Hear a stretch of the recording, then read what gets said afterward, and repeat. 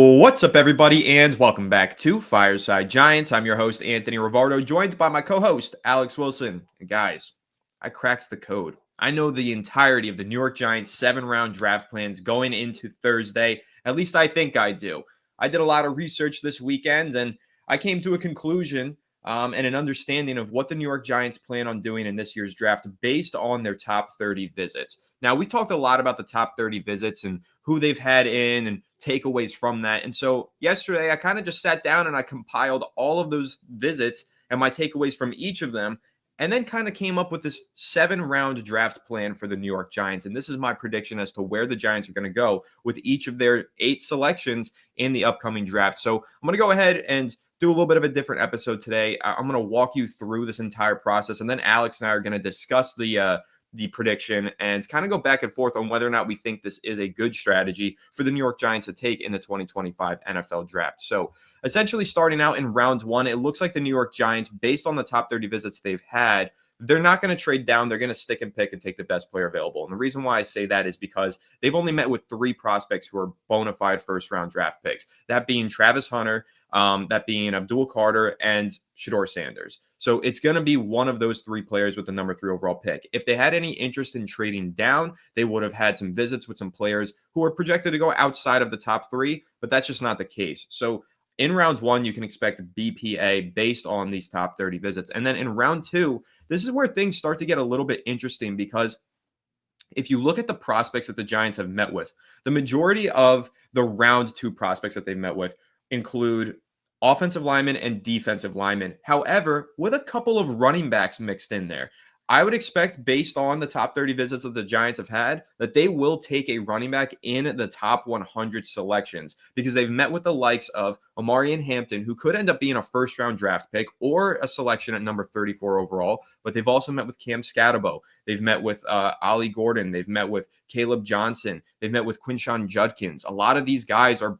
projected to go top 100 in this year's draft. But in addition, of the 2 offensive linemen that they've looked at, they're both second-round draft picks in Donovan Jackson and Marcus Mbow. So we've had this long-going expectation, Alex, that the Giants are going to go defensive tackle at number 34 overall. But actually, if you look at their top 30 visits, they've met with more offensive linemen who should be going number 34 overall than defensive linemen. The defensive linemen that they've looked at, like Darius Alexander, Joshua Farmer, Alfred Collins, and I think there's one other, but essentially in that mix, these are more third-round guys. A couple of them could absolutely go in the second round, Darius Alexander being one of them, but many of them are projected to go closer to that 65 range. So now piecing this together and going through so far with these predictions, now that we're halfway through, BPA in round 1, potentially offensive line or defensive line in round 2, and probably a defensive lineman at 65 if they go offensive lineman in the second round. And so now the question is, what are they going to do at quarterback, right? We've gone through this entire discussion so far, and there hasn't been a quarterback brought up. Well, if you look at the quarterbacks that the Giants have met with,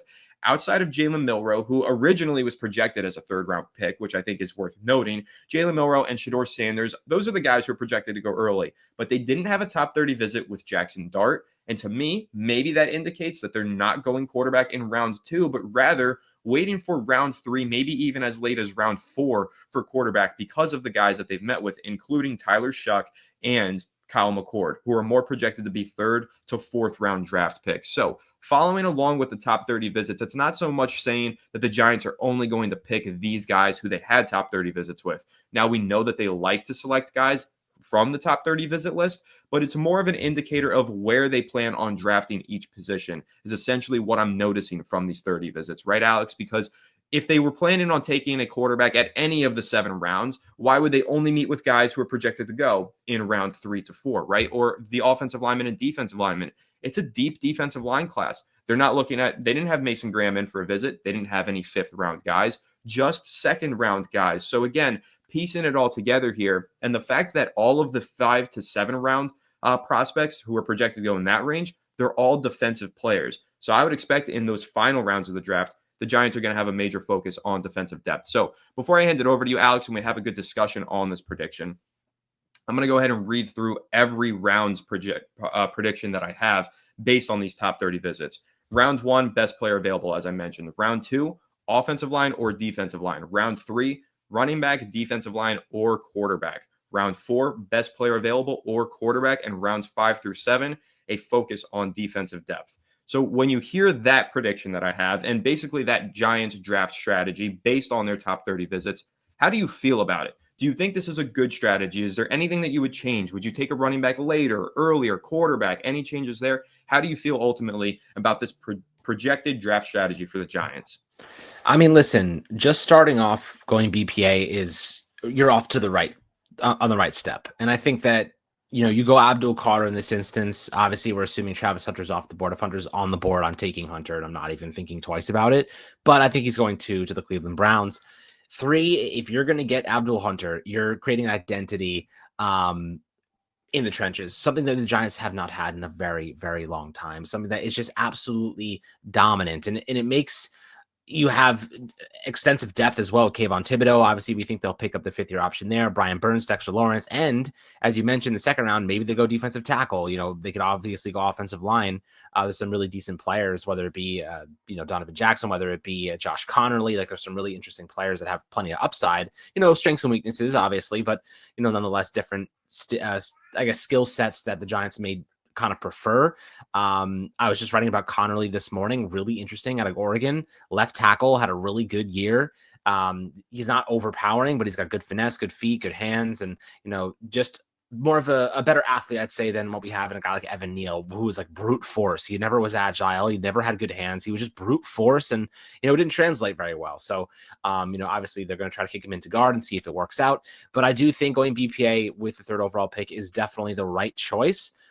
Just based on the quarterback class that's available to us. And, looking at the second round, as you mentioned, offensive line or defensive line, this is a really, really deep defensive line class. And just to preface by saying the top 30 visits, the private workouts the Giants do, that is them tipping their hand, right? The last couple of years under Joe Schoen and Brian Daboll, it's not really what they've said to the media. It's who they've brought in for visits, and all of that is public information. So we know exactly who they've visited with, and we know that they're probably going to predicate their entire draft strategy on that, because clearly they have an interest specifically in those players, whether it be personality wise or their athleticism or just testing in general. Like, they want to get to know these guys more. They can watch the film, they can see what they are, but they want to get to know them as people. Do they fit in the Giants building, into the equation of different personalities they have behind the scenes? That's really what they're trying to get a lot of information about on these visits, and it's a critical piece of information to get. So, when it comes to defensive line,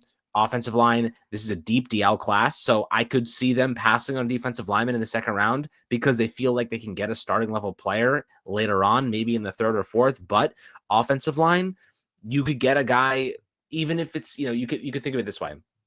You could get a long-term solution at right tackle who doesn't need to play immediately. I don't know if that's a Connerly. I don't know if that's a Jackson. But if you could find a player who doesn't have to start on day 1 in the second round, can learn, soak up all the information, be a good insurance policy for Illuminor or Andrew Thomas, and then take over the starting job at even right tackle in year 2 when Illuminor's contract expires. I'd love to extend it, but I think he's going to want a lot of money. That was the whole point of that kind of shorter-term, lower AAV deal. You could make that work and transition to a young piece at the second round pick and not have to spend a high draft pick next year, for example, on an offensive tackle because you desperately need one, or spend big money on one. But in the meantime, you have really good insurance at tackle that way if you get yourself a good offensive lineman. So yeah, like, I could see both those positions. It makes a lot of sense to me. I think that probably tackle over guard makes more sense. It doesn't seem like the Giants are going to spend a second rounder on a guard, but they could. It's not out of the question. And then obviously you have round 3, running back, defensive line, or quarterback. So we talked about the quarterbacks on the live stream yesterday. Running back, there's guys like Cam Scatabo, Ollie Gordon, some really solid players. We think, Omarion Hampton will be gone by then, probably a first-round guy. Ashton Gentney, obviously, gone by then. There's a lot of running back talent in this draft class, and it seems, and Anthony, I'll kick it to you over on this note, it seems to me the Giants are specifically targeting workhorse-level running backs, guys that can take contact, deliver contact, and are bruising styles. And that is going to be seemingly an imperative part of their defense, or rather their offense next year, because they want to have a guy that can take the ball 15, 16 times a game, and then mix Tyrone Tracy in as a receiver, as kind of this change of pace back, which, we saw him in a more of an increased workload last year as a rookie, and he got hurt a couple times because of it. So I think they need a guy that can just take and deliver contact and be that workhorse, be that grinder.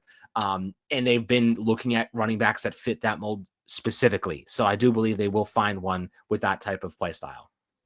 I do agree with you. I think they're looking for a workhorse, powerful running back, and I'll touch more on that in a second, but I do want to circle back to something that you said here about the offensive lineman, about tackle versus guard.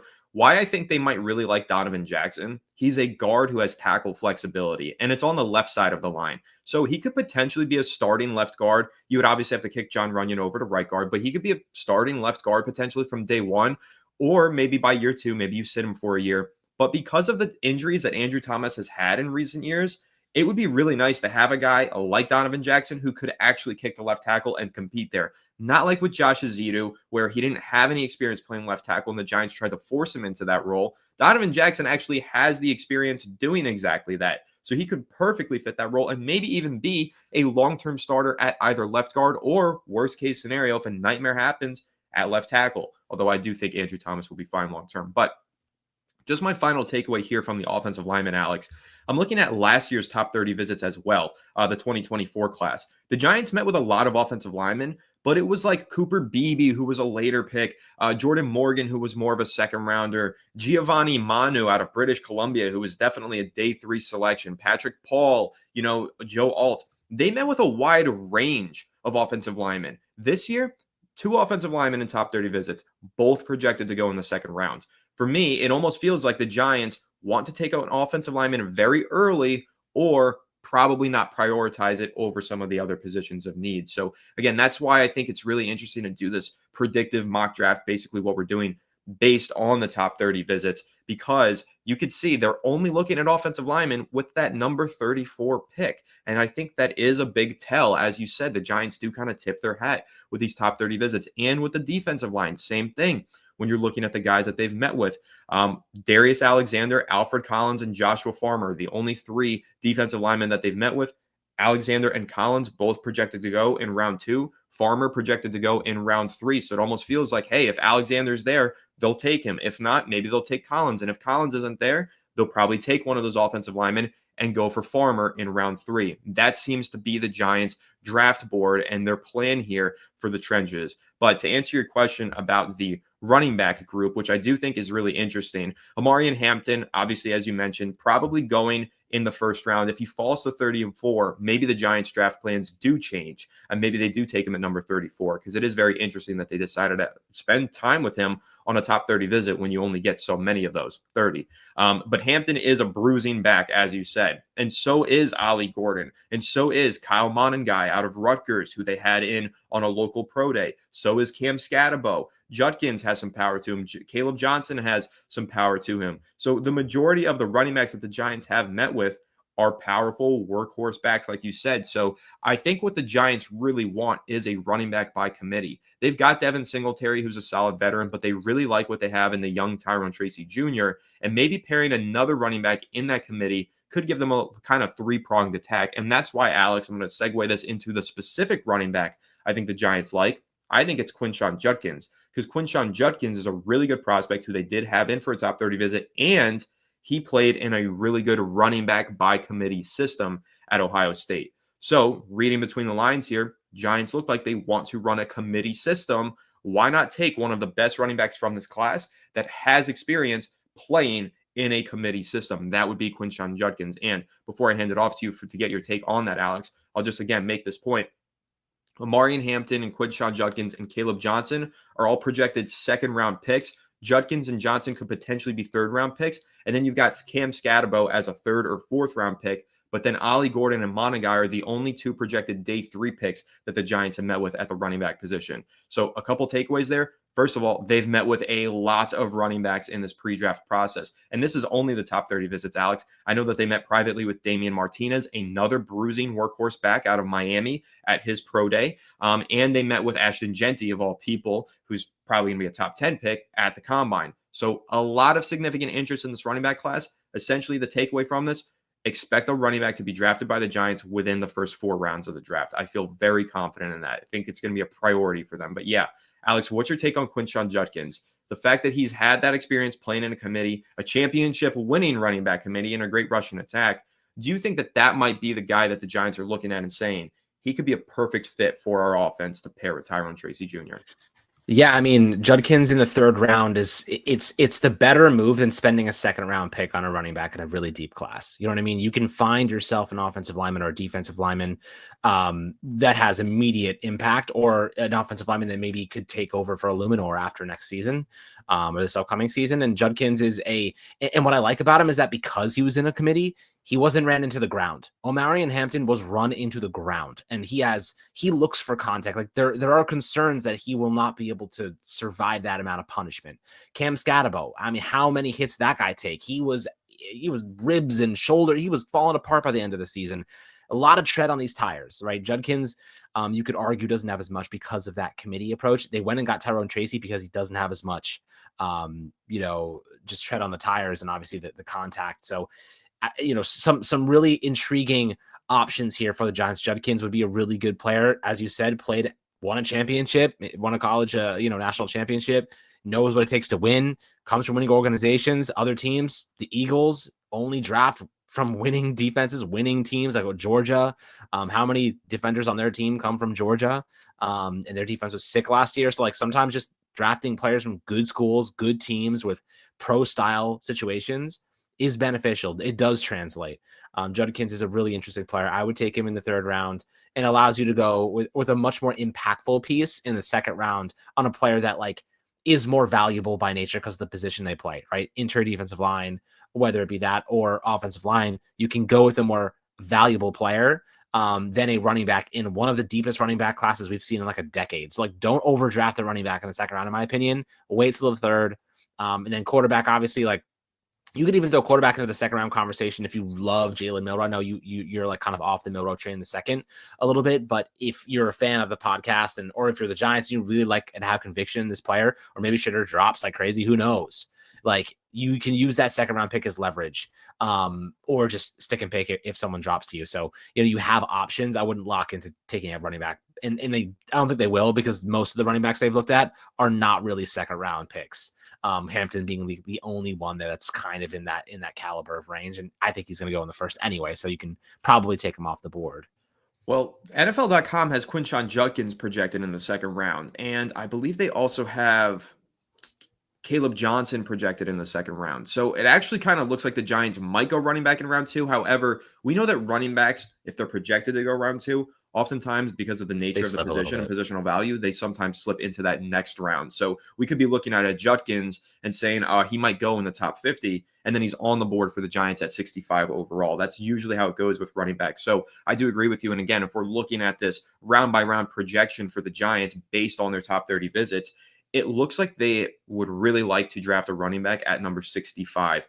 Or potentially, Alex, and this is totally possible, if Judkins is a top 50 pick and he starts slipping, all of a sudden he's on the board at 58, 59. Well, it's not a big jump to go from 65 to 58, 59, 60. Maybe they make a small trade up and they get another second round pick and they go ahead and they take their running back there. I could absolutely see something like that occurring on draft night. So that's something I think to keep an eye on again as we're looking through these round by round projections. And the next one being the quarterback projection in round 3 or round 4. We kind of walked through why it might be running back or defensive line in round 3. But at round 3 or 4, I think it's going to be a quarterback, because if you look at last year's top 30 visits, Alex, the Giants met with all of the first round guys, but they met with a lot of the late round guys too. This year, of the late round guys, let's say like Riley Leonard, Dylan Gabriel, haven't heard a peep. Giants didn't have those guys in for top 30 visits, didn't meet with them. They've only met with quarterbacks who are going to be drafted in the first 4 rounds of this draft. And primarily, they focus their attention on guys like Tyler Shuck and Kyle McCord,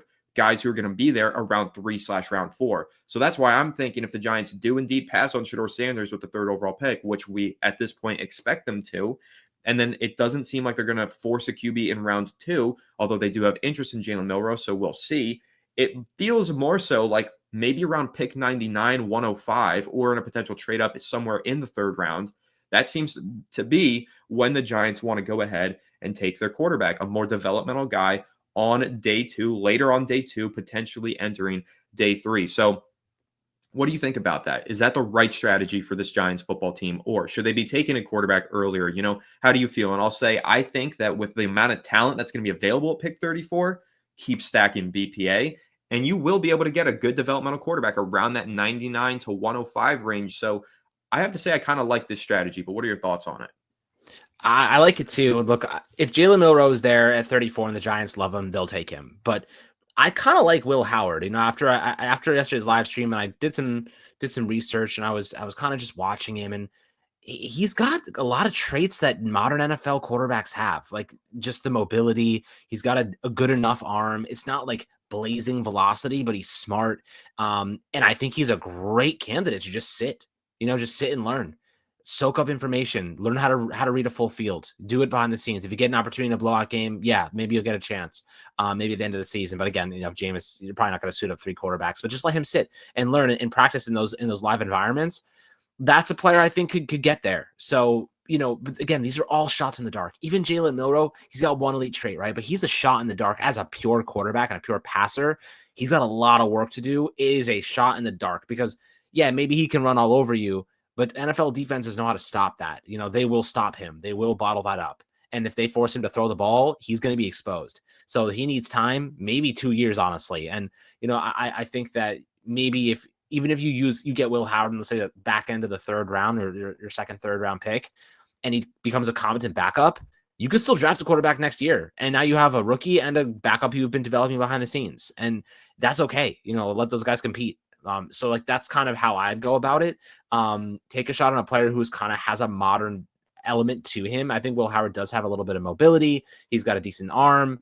I wouldn't say it's anything crazy, but it's good enough. He gets the ball to his playmakers. He is excellent at getting the ball to the players that maximize, open field, obviously just yards after catch, all those different variables. He knows how to get the ball to his playmakers, and that helps a lot. I think that's what NFL teams, Justin Jefferson and Jordan Addison were the Vikings' entire offense last year. Get the ball to those guys, they'll win you games. All you need is a quarterback that can do that. So I do like Will Howard a lot. I do think in the 3rd round, I would take him. And I would pass on a quarterback in the 2nd round because I just don't think anyone's going to be there. That really sparks my interest. Maybe Milroe is there, but, again, it really depends on what Brian Daboll feels his upside is. I think that going for a player who can immediately step in and help you win football games, defensive line, offensive line, receiver, even if you get a good option that falls there, I would be considering that more so than a developmental quarterback who's not going to play, right? Not going to play. Brian Daboll, Joe Schoen, got to win, got to show progress. If you have a chance to draft a guy who's going to help you win football games and you pass on that to draft a quarterback who's not going to play this year, you are risking a lot. You are playing a dangerous game on a player who's most likely not going to pan out, right? The likelihood of a quarterback after the 1st round panning out is astronomically low. Just go probability at that point, and take a guy who's going to help you win football games, in my opinion.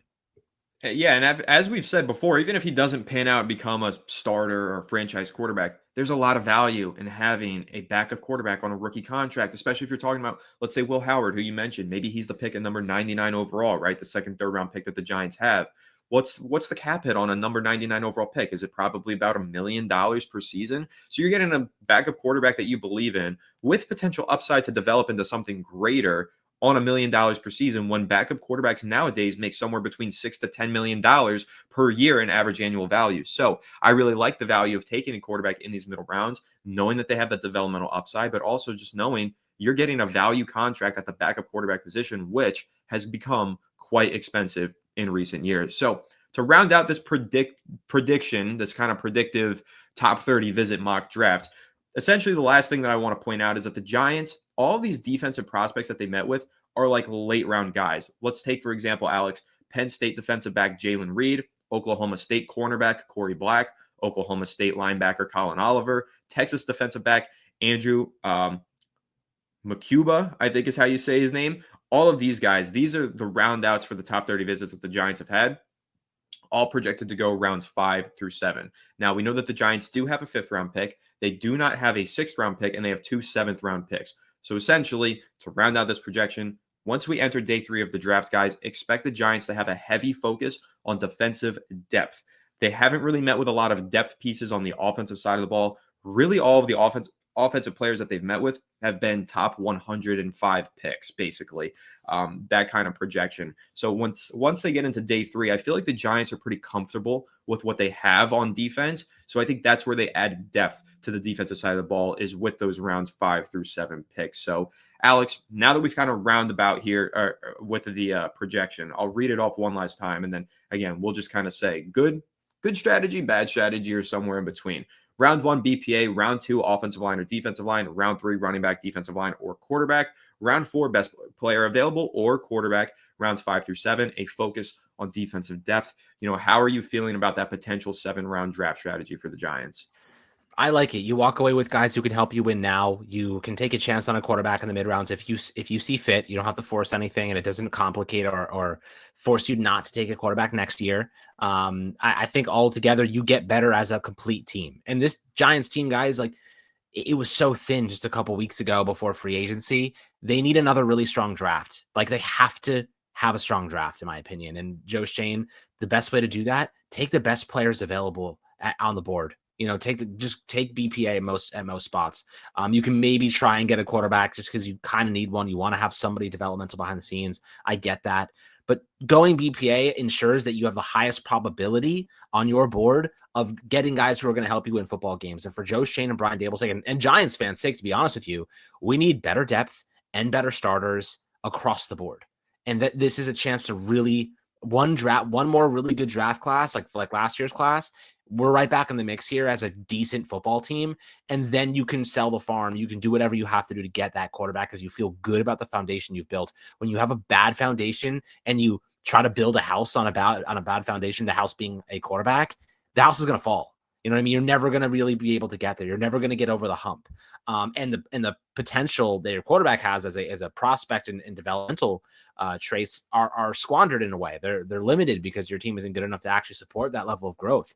So, not every day walking into a unicorn like Josh Allen or Patrick Mahomes they are just so good they elevate everybody. A lot of times you have to have a very good system in place and you have to have a very good structure and foundation in place for those quarterbacks to pan out. Brock Purdy would not have panned out, in my opinion, if he was not in the structure he's in with the 49ers in that system, in that scheme, in that coaching style. Like he was a perfect match for them. Bo Nix would never have had the season he had last year without Sean Payton in that offense once he got a grasp of it. Lamar Jackson, with Baltimore, they built an entire system around him. So you need to have a structure and you need to have a foundation. The Giants have to find out what theirs is this year. Brian Daboll, buddy, you were paid for this. You were paid to build an identity on offense. It is time to answer the call. It is time to actually figure out if you are capable of doing this, because so far this offense has been a complete disaster and we have no idea what this offense is actually trying to be. And because the quarterbacks have been so bad in the production there. So now you have a situation where you at least have Russell Wilson. It wasn't our first choice, wasn't our second choice. It was our third choice. But we know at the very least, guys got a great deep ball. Guys going to be able to, elevate Darius Slayton, elevate Malik Neighbors. It's going to be a better offense.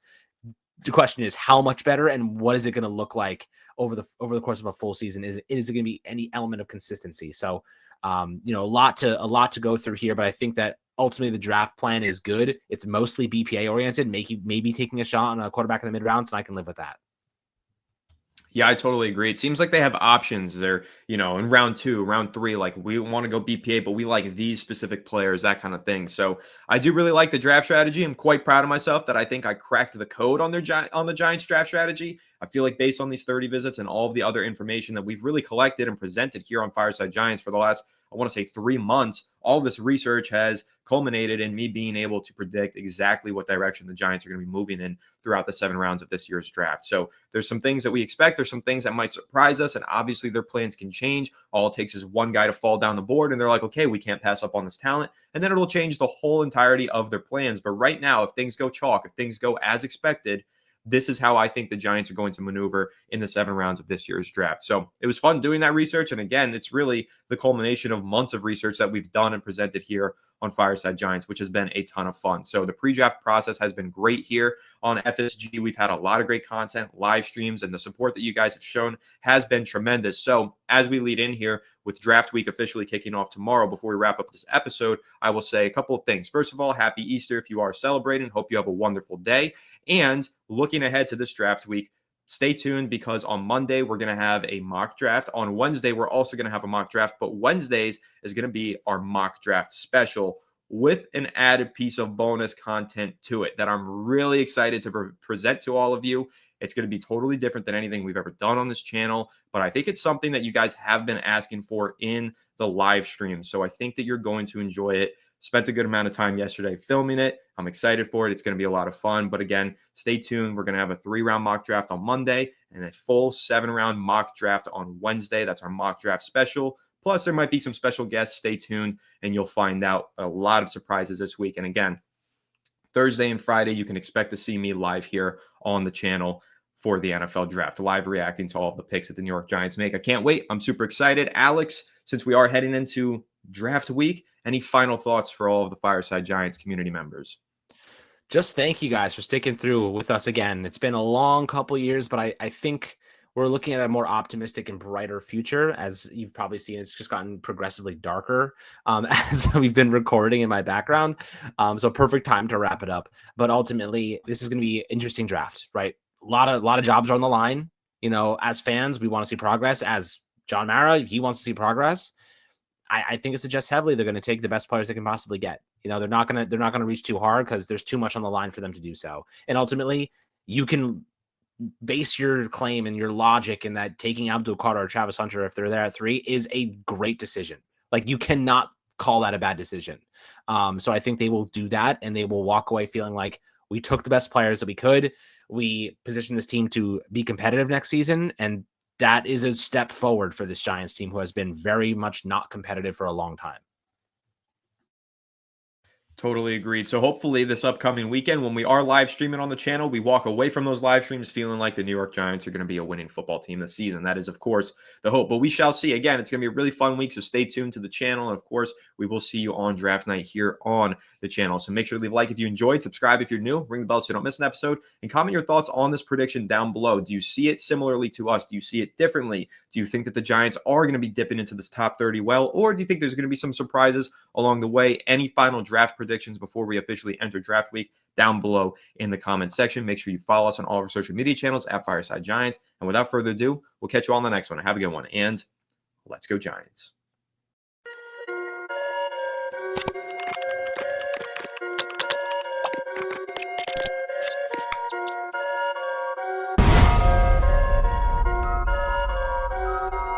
Perfect.